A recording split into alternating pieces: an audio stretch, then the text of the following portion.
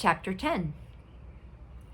Penny wakes every morning asking for her doodle, a soft brown stuffed animal that might be a monkey or maybe a squirrel. It's so beat up, nobody knows for sure what it really is. She drags it everywhere. Doodle, she cries if it's been caught in her blankets. Doodle, she cries if it's right next to her. Of course, it sounds more like doo-doo when she says it. That makes Dad crack up. I smile when I hear footsteps outside my door. Big ones and little ones. My mom and Penny. And Doodle, of course. Sometimes my legs and arms are stiff from being in the same position all night, and sometimes my toes tingle. My bedroom door opens. Dad never gets around to fixing that squeak. Mom traces a finger along my cheek. Maybe she's checking to see if I'm still breathing.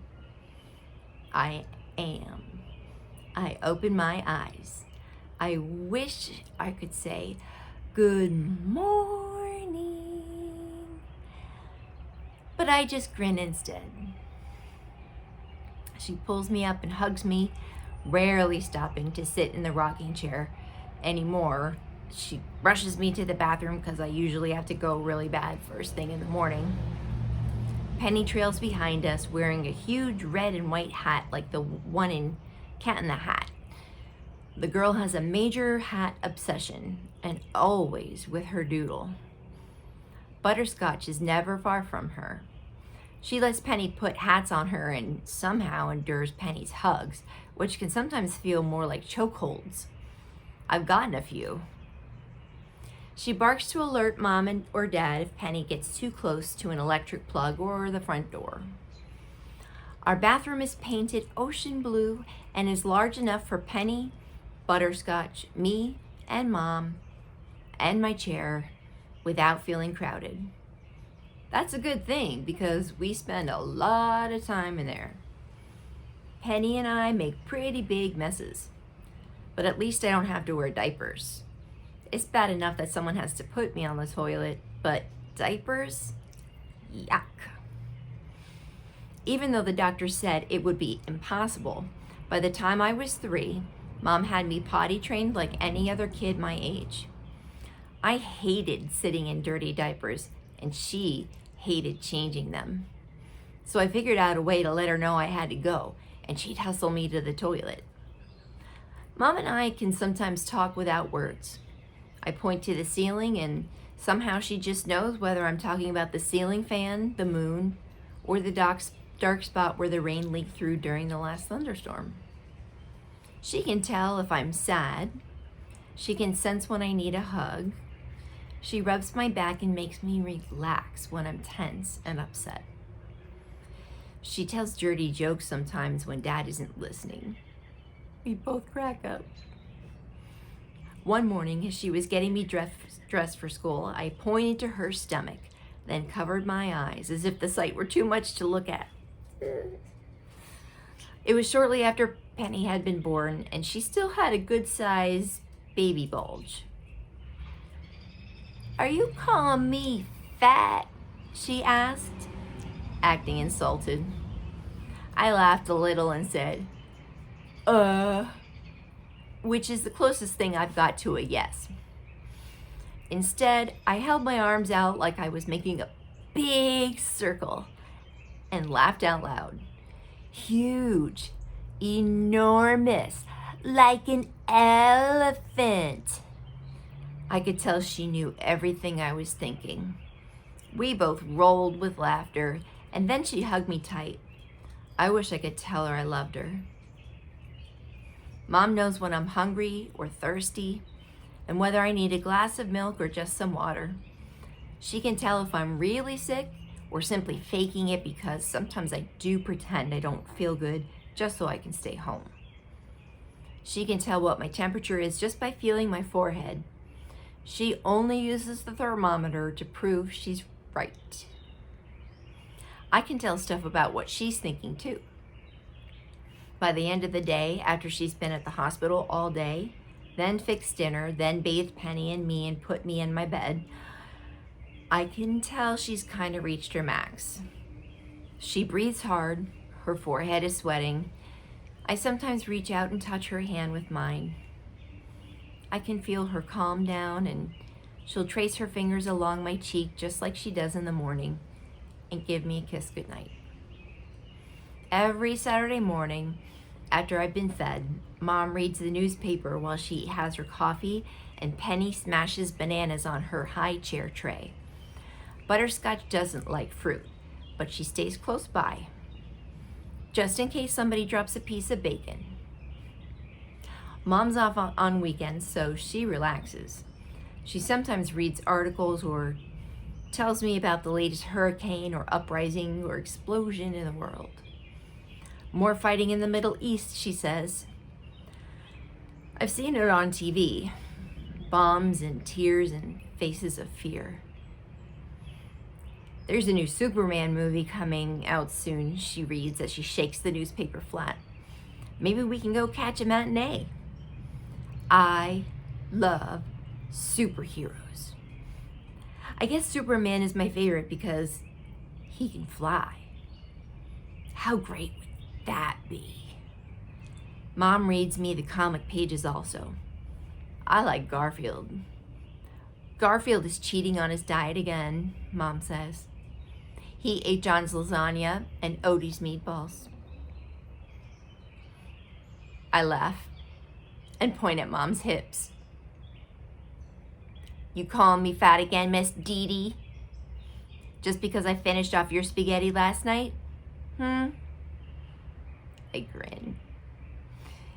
You'll be sorry when I start feeding everybody lettuce for lunch. We both laugh. Mom's not even close to being fat, but I like to tease her. For my 10th birthday, I got a whole book of Garfield cartoons.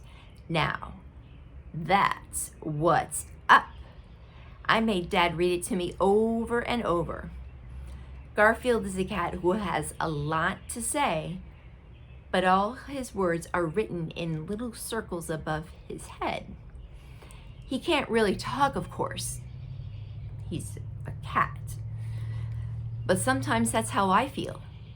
Like, wouldn't it be cool if I had somebody to write the words over my head so people would know what I'm thinking? I could live with that. Large floating bubbles above me, speaking for me.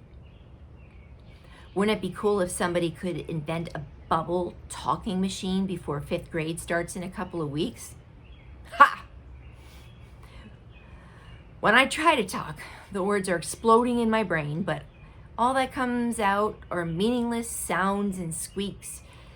Penny can say lots of words and pieces of words, but my lips won't come together to make even simple sounds like that. So most of my noises are vowels. I can say and ah pretty clearly.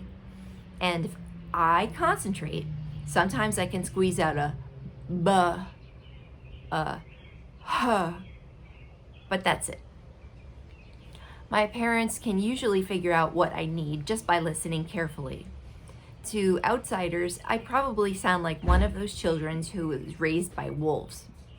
My communication board, even with everything Mrs. V has on it, well, it sort of sucks.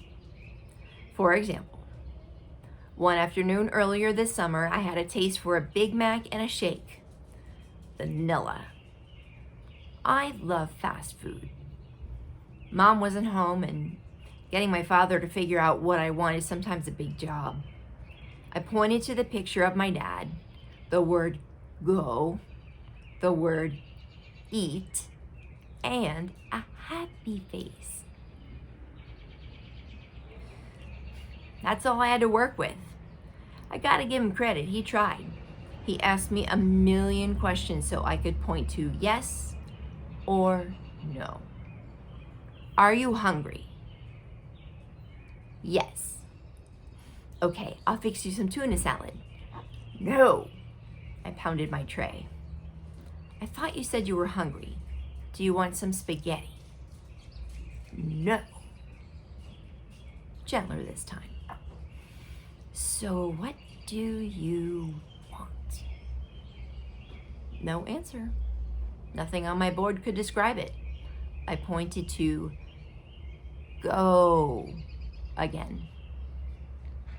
You want me to go into the kitchen and cook you something? No. You want me to go to the grocery store? No. I was starting to get upset, pounding the board with my right thumb once more. I don't get it. You said you want me to get you something to eat. Yes. Once again, I pointed to Dad's picture, then go eat. Then a happy face. I could feel one of my tornado explosions starting. I started to kick, and my arms got all tight.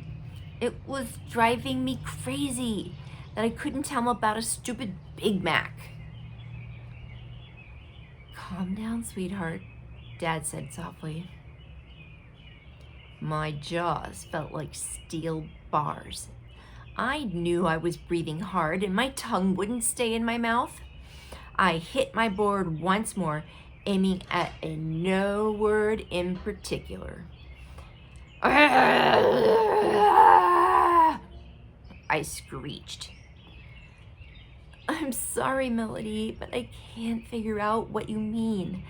I'm going to fix you some noodles and cheese, okay? Will that be okay?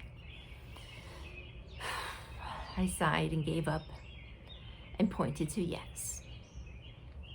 I calmed down while he cooked. The noodles were pretty good. A couple of weeks later, my dad and I were in the car and we passed by a McDonald's.